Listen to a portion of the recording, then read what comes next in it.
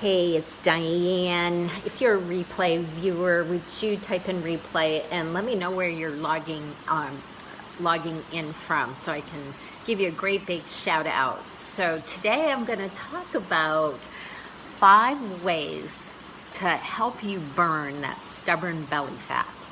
So isn't that something all of us are always working on trying to do, right? Get rid of some of that belly fat. Well, I'm going to give you 5 tried and true ways to help you. And the best one is going to be at the end. It's a simple one that anybody can do, and most people don't know about it. So losing weight can be so hard, right? It really can be. I mean, the evidence of that is that there's diets everywhere, right? And there's new diets every time you turn around. There's recycled diets. So obviously diets don't really work, right? So we're going to look at some of the things that really do work today. So I am Diane Thompson. I personally have lost 30 pounds and I've kept it off for over 30 years. And I've helped hundreds of women lose the weight and most importantly, keep it off. So what's the secret, right? What must you do to lose the weight and then keep it off long term? So I'm going to start with number 1, and that is, as we get older, which makes it a little harder, our body produces more insulin, okay? And insulin actually causes inflammation, one thing, and it also promotes fat storage. So if you get a lot of insulin floating around, you can get more of that belly fat, okay? So something that you can do to help with that is to eat some protein. Protein is really going to make a difference for you. And one of my favorite protein shakes, it's a vegetable protein shake that I use, is something that Standard Process has. And it has vegetable protein in it, things like pea protein, all organic, by the way, pumpkin seed protein, and sesame seed protein. So it is a great tool. I eat it every lunch, and it really does help keep my blood sugars and my insulin levels under control. So if you want to know more about that, it is a product. It's a product that only health professionals can market. It's a great product, though. I absolutely love it. And here's why. Standard Process, if you want to Google Standard Process to learn a little bit more about them, like I said earlier, they are only for health professionals. And what I love about them is they use whole foods, and even their supplements are only whole foods, and they get their vegetables and fruit from an area in Washington State that has some of the richest soils in the world, not just in the United States, but in the world. So you're getting some of the richest, best sources of vitamins and minerals from their supplements. So that's something to be aware of, Standard Process. So, okay, so what else can you do, okay, besides eating some protein? Eating carb balance, something I call carb balance. So you want to eat small, frequent meals. So 5 to 6 times a day is ideal. And you want to make sure that, there's some protein and some carbs, okay? And you want to kind of balance them out. So, for instance, a good example of that would be something like apples with almond butter.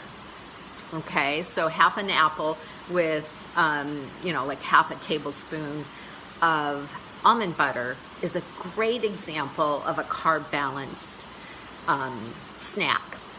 Okay, so set up your day, and there's lots more. I do have a cheat sheet. If you haven't gotten that from me yet, that might be something that you would like. You can put carb balance in the comment section, and I will send that to you. Here's another thing, and this is pretty new. okay, to me even as a dietitian. So 1 tablespoon of vinegar, especially apple cider vinegar, in the morning, and some water. When people who do that routinely tend to have less body fat. Did you know that? If that's new to you, put in vinegar in the comments section. Okay, so start that. And it's also, especially if you're using the apple cider vinegar with the mother in it, it's also a really good probiotic. It's really healthy for you, for your gut. So not only will you have a healthier gut, but you'll also have less belly fat. How cool is that, right? We're always looking for ways, and that's a simple one. It does take some getting used to, I will tell you that, because at first it's like, ooh, it's a little sour. But once you get used to it, hi Shannon. Once you get used to it, it's okay. So now I'm used to it, you know what I mean? And I just do it first thing in the morning before I do anything else. I put a tablespoon of my apple cider vinegar in some water, chug it down, and I'm good for the day. So, okay, now here's number 4, exercise. Okay, exercise. Most people know exercise burns body fat and all of that stuff, but here's the thing. And I did a video, and I'm going to put it back in the comments. It was, let's see if I can remember the name of it. It was burn more body fat and in 4 minutes of some exercises. I'm going to repost that in the comment section, so you can go watch that again if you watched it. If not, you'll get a chance to watch it. But every 2 hours, getting up and doing this 4-minute routine will help you burn more fat. How cool is that? We all need that extra help, right? Most of us sit. I mean, I sit down a lot. You know, I work from home. I'm blessed. I praise the Lord for that every day. But I sit a lot, you know, and I have to remind myself to get up and move more. Get out and go walk to the mailbox. Go walk around the house. When I talk to clients, today's my client day, I get up and I walk around the house to get more activity. But that exercise routine that I'm going to share with you is a fat burning one. Okay, so I'm going to share that with you. Okay, and weight training is another great way to burn more fat. Here's what happens as we get older, right? We lose muscle. And so if you're doing some weight training, you're going to help slow that process down and maybe even add to muscle. Okay, and the significance of that is that for every pound of muscle that you add to your body, you burn 70 more calories because of that 1 pound. So imagine if you gain 10 pounds of muscle. Now it's going to take time, especially for women. Men, but they put on the muscle so much easier, right? It's not fair.